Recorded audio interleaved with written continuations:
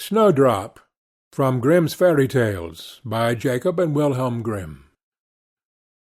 It was the middle of winter, when the broad flakes of snow were falling around, that the queen of a country many thousand miles off sat working at her window.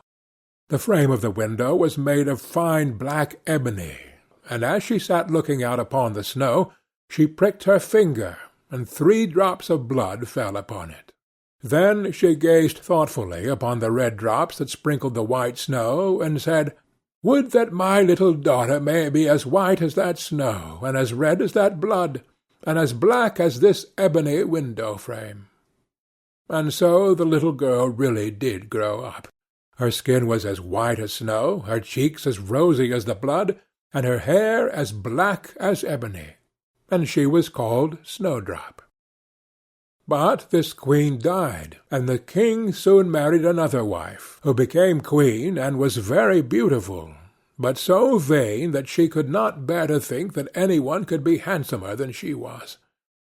She had a fairy looking-glass to which she used to go, and then she would gaze upon herself in it, and say, "Tell me, glass, tell me true, of all the ladies in the land, who is the fairest? Tell me who?"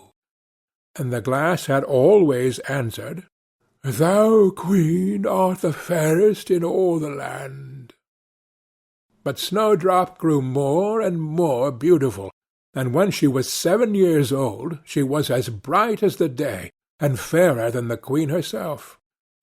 Then the glass one day answered the queen, when she went to look in it as usual, "Thou, queen, art fair, and beauteous to see, but Snowdrop is lovelier far than thee."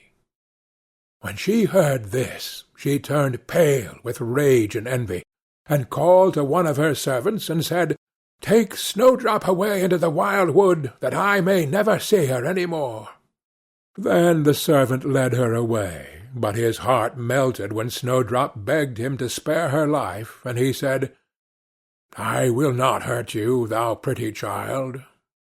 So he left her by herself, and though he thought it most likely that the wild beasts would tear her in pieces, he felt as if a great weight were taken off his heart when he made up his mind not to kill her, but to leave her to her fate, with the chance of some one finding and saving her. Then poor Snowdrop wandered along through the wood in great fear, and the wild beasts roared about her, but none did her any harm. In the evening she came to a cottage among the woods, and went in to rest, for her little feet would carry her no further.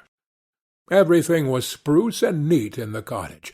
On the table was spread a white cloth, and there were 7 little plates, 7 little loaves, and 7 little glasses with wine in them, and 7 knives and forks laid in order, and by the wall stood 7 little beds.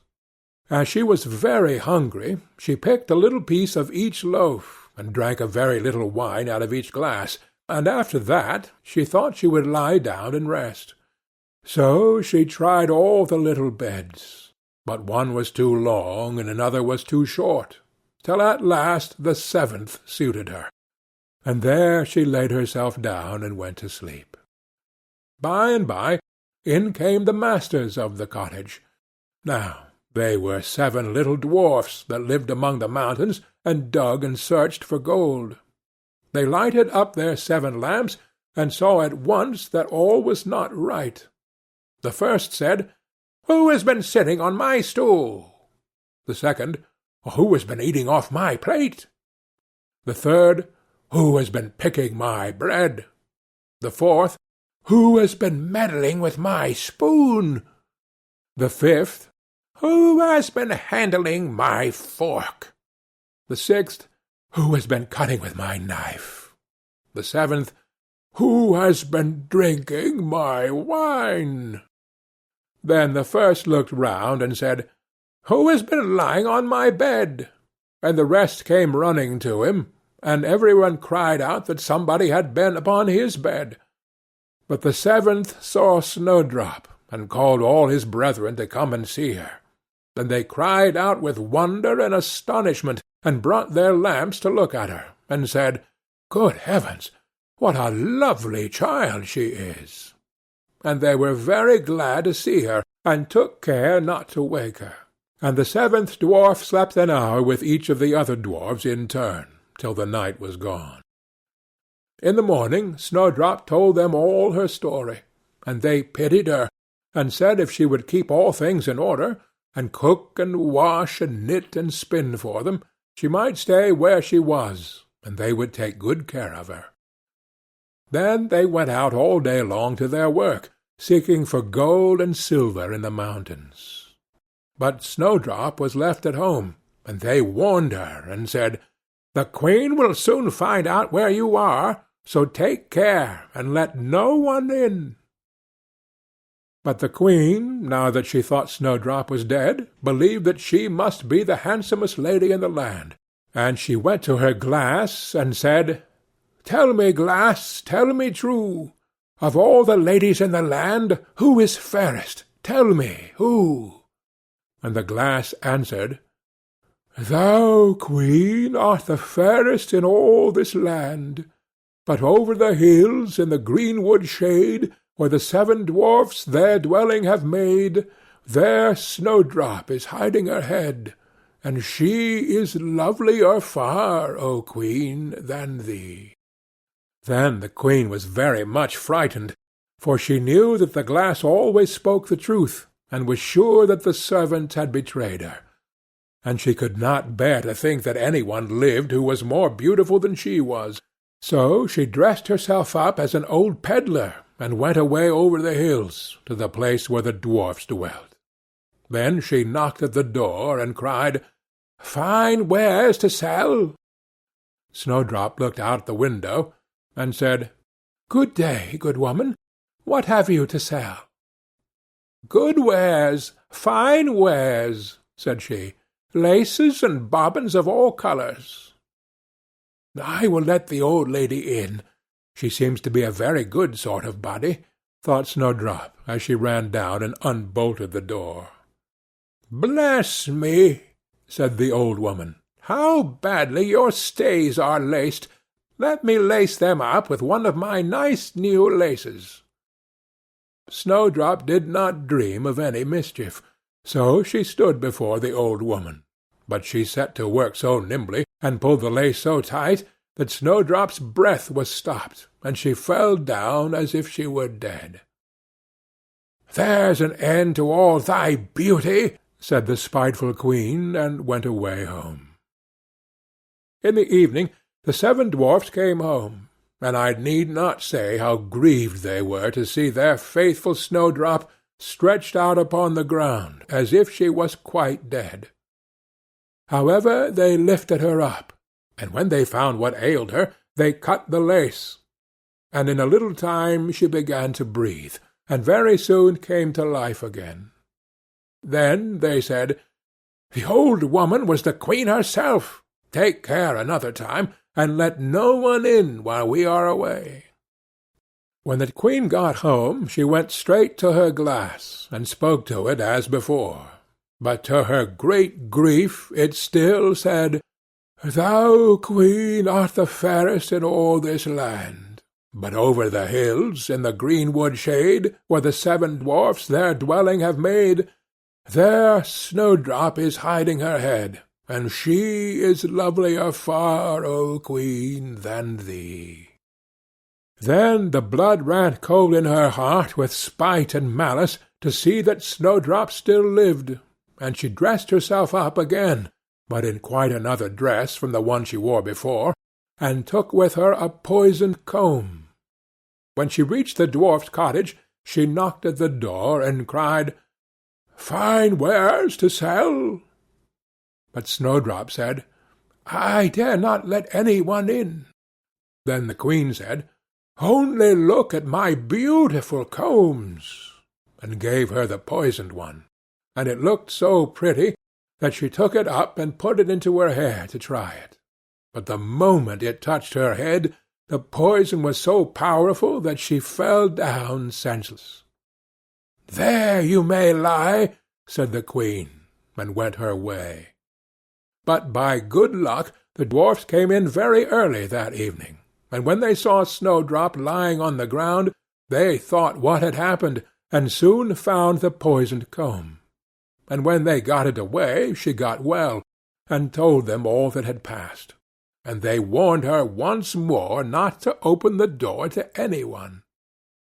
Meantime the queen went home to her glass, and shook with rage when she read the very same answer as before, and she said, "Snowdrop shall die, if it cost me my life." So she went by herself into her chamber, and got ready a poisoned apple. The outside looked very rosy and tempting, but whoever tasted it was sure to die.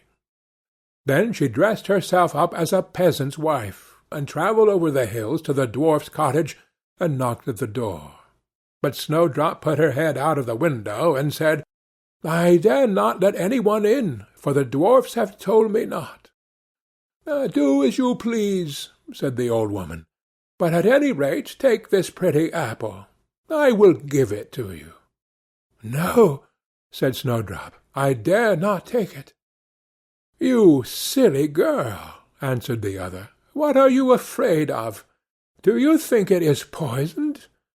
Come, do you eat one part, and I will eat the other."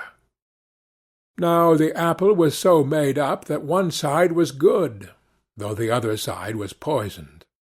Then Snowdrop was much tempted to taste, for the apple looked so very nice, and when she saw the old woman eat, she could wait no longer.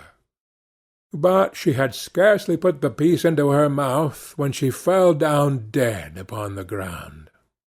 "This time nothing will save thee," said the queen, and she went home to her glass, and at last it said, "Thou, queen, art the fairest of all the fair." And then her wicked heart was glad, and as happy as such a heart could be. When evening came, and the dwarfs had gone home, they found Snowdrop lying on the ground. No breath came from her lips, and they were afraid that she was quite dead.